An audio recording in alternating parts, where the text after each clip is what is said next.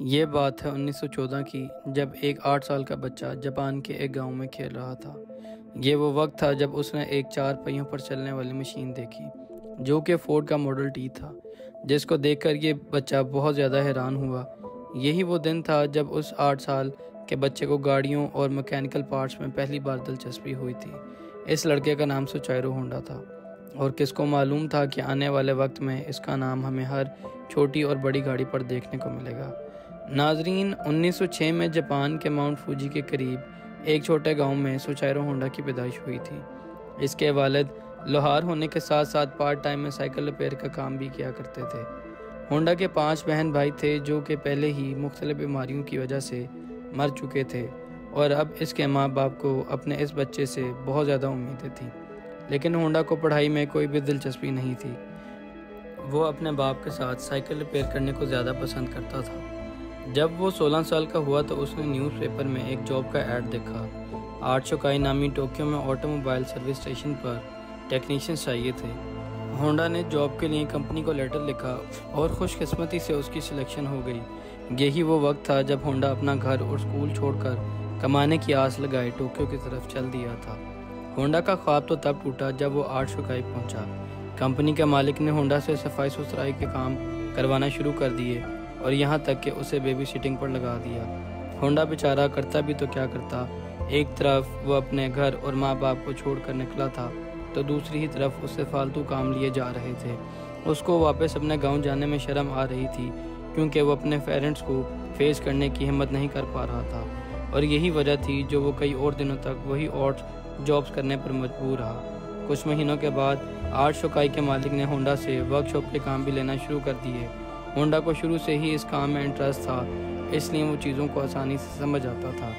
چند دنوں میں وہ ہر طرح کی گاڑیوں اور ان کے میکینیکل پارٹس سے کافی حد تک واقف ہو چکا تھا۔ اس دوران آرٹ شوکائی نے 2 سپورٹس کار بھی بنائی تھی، جس میں پہلی گاڑی آرٹ ڈیملر تھی اور دوسری کرٹس۔ یہ دونوں گاڑیاں یوز انجن کو استعمال کر کے بنائی گئی تھیں، جنہوں نے جاپانیز موٹر کار چیمپئن شپ 1924 میں پہلی پوزیشن بھی حاصل کی تھی۔ ہونڈا ابھی تک ایک اچھا میکینک تو تھا ہی، لیکن اس ریس میں وہ ڈرائیور کے ساتھ انجینئر کے طور پر بیٹھا تھا۔ یہی وہ ایونٹ تھا جب سوچائرو ہونڈا نے موٹر سپورٹس کو اپنا ریلیجن بنا دیا۔ اگلے کئی سال تک وہ آرٹ شوکائی میں ہی کام کرتا رہا اور ساتھ ہی ساتھ اپنے ایکسپیرینس کو بھی بڑھاتا رہا۔ 1928 میں 22 سال کی ایج میں اس کے مالک نے اپنی ایک اور برانچ کھولنے کا ارادہ کیا۔ یہ برانچ ہماماتسو شہر میں ہونا تھی، جس کو چلانے کے لیے مالک نے ہونڈا کو ذمہ داری دی اور اس کو وہاں بھیج دیا۔ ہونڈا نے اس آرٹ شوکائی کی برانچ کو صرف ایک بندے سے شروع کیا تھا اور صرف 2 سالوں کے عرصے میں 30 ورکرز تک پہنچا دیا۔ وہ اب ایک بریلینٹ میکینک اور ریسنگ ڈرائیور بن چکا تھا۔ اس نے اپنی مہارت کا فائدہ اٹھاتے ہوئے اپنے مالک کے لیے ایک سپورٹس کار ڈیزائن کی۔ یہ گاڑی 120 کلومیٹر کی رفتار سے دوڑ سکتی تھی، جس نے پچھلے کئی سالوں کے سب ریکارڈز توڑ دیے تھے، اور یہ ریکارڈز جاپان کے اگلے 20 سالوں تک کے ہائیسٹ ریکارڈ بنا رہا۔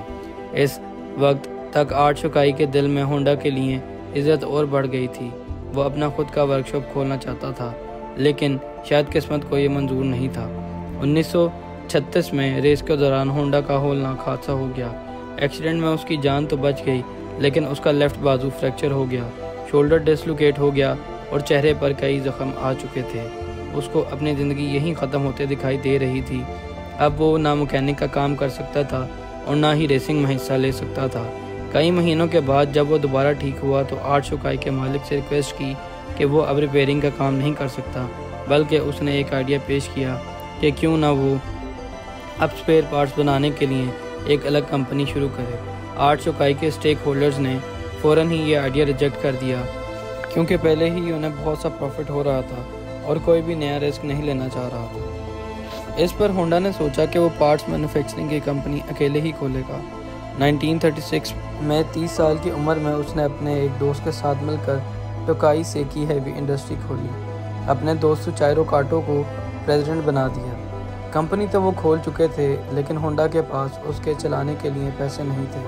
وہ دن بھر آرٹ شوکائی کے لیے کام کرتا تھا، جبکہ رات میں اپنی نئی کمپنی کے لیے انجن اور پسٹن بنانے کی کوشش کرتا تھا۔ اگلے کئی مہینوں تک وہ اسی روٹین پر چلتا رہا، لیکن اس کو کوئی کامیابی نہ ملی۔ الٹا وہ شفٹیں لگا لگا کر کمزور ہو گیا۔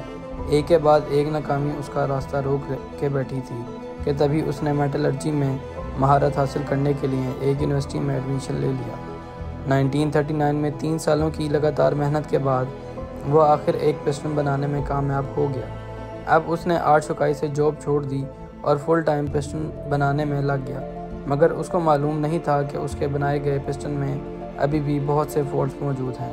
ٹویوٹا کمپنی کو اپنے پسٹنز آفر کیے تو ٹویوٹا کمپنی نے 50 میں سے 47 ڈیزائنز ریجیکٹ کر دیے۔ یہ خبر ہونڈا پر بجلی بن کر گری کیونکہ اس کے پاس اب واپسی کا کوئی راستہ نہیں تھا۔ اس نے مختلف کمپنیز کی ریکوائرمنٹ سمجھنے کے لیے پورے جاپان کے چکر لگانا شروع کر دیے، الگ الگ فیکٹریز میں گیا اور الگ الگ کار مینوفیکچرر سے ملا۔ اگلے کئی سال اس نے مارکیٹ کو سمجھنے میں لگا دی اور ایک بار پھر سے ہونڈا نے پسٹن بنائے اور اس بار پسٹن ساری کمپنیز کے کوالٹی کنٹرولز پاس کر چکے تھے۔ اس کو دھڑا دھڑ آرڈر ملنا شروع ہو گئے اور ایک بار پھر سے ہونڈا کو اپنے خواب پورے ہوتے دکھائی دیے۔ آرڈرز کو پورا کرنے کے لیے اس کی کمپنی نے 2000 ورکرز کو بھی ہائر کر لیا۔ ہونڈا کی خوشی صرف کچھ دنوں کی مہمان تھی، یہ کس کو معلوم تھا۔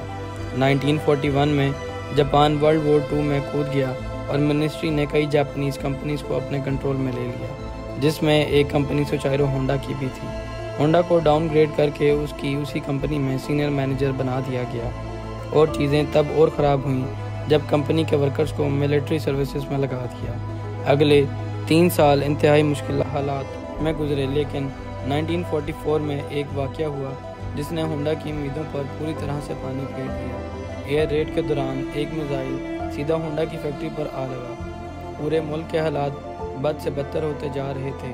جاپان جنگ ہارتا ہوا دکھائی دے رہا تھا۔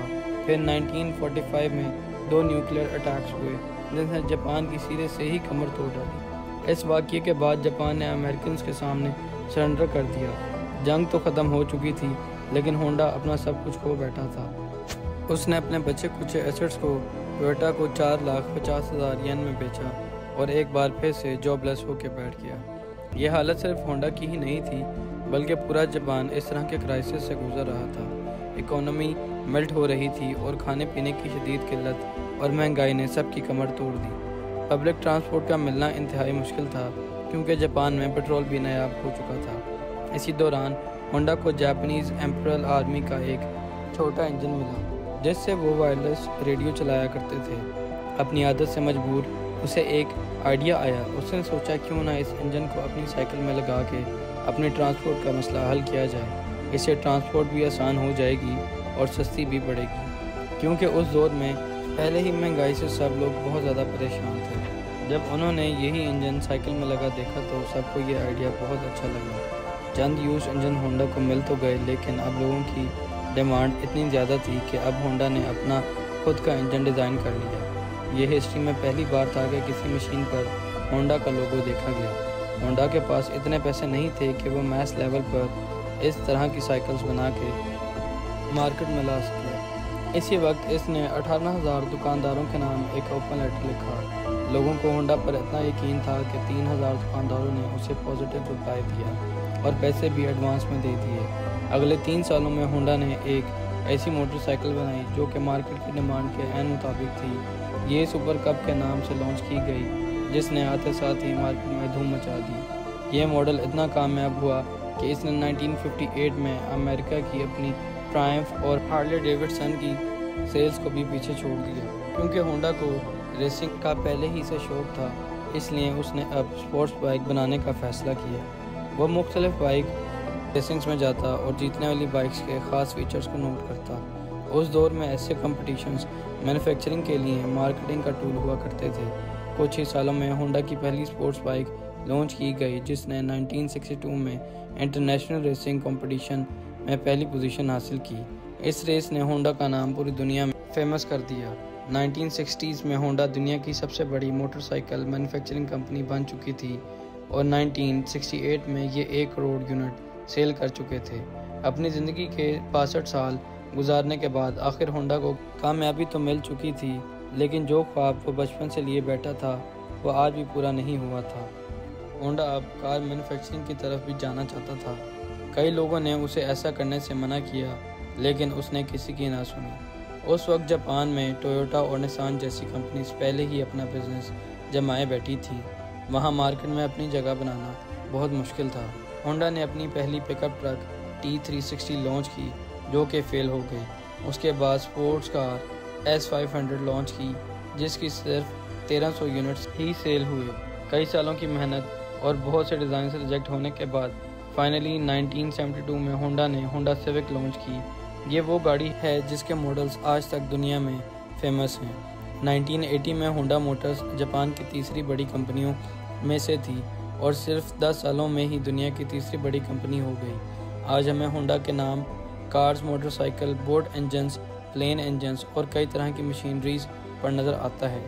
سوچائرو ہونڈا نے ہونڈا سیوک کے لانچ ہونے کے اگلے سال ہی 1973 میں کمپنی سے ریٹائرمنٹ لے لی اور 5 اگست 1991 میں ان کی زندگی کا یہ سفر ہمیشہ کے لیے ختم ہو گیا۔ امید کرتا ہوں کہ تاریخ چینل کی یہ ویڈیو آپ کو بہت پسند آئی ہوگی۔ ایسی مزید انفارمیٹیو ویڈیوز دیکھنے کے لیے ہمارے چینل کو سبسکرائب کریں اور ہمیں سپورٹ کریں۔ آپ سے ملتے ہیں اگلی ویڈیو میں، تب تک کے لیے اپنا خیال رکھیں۔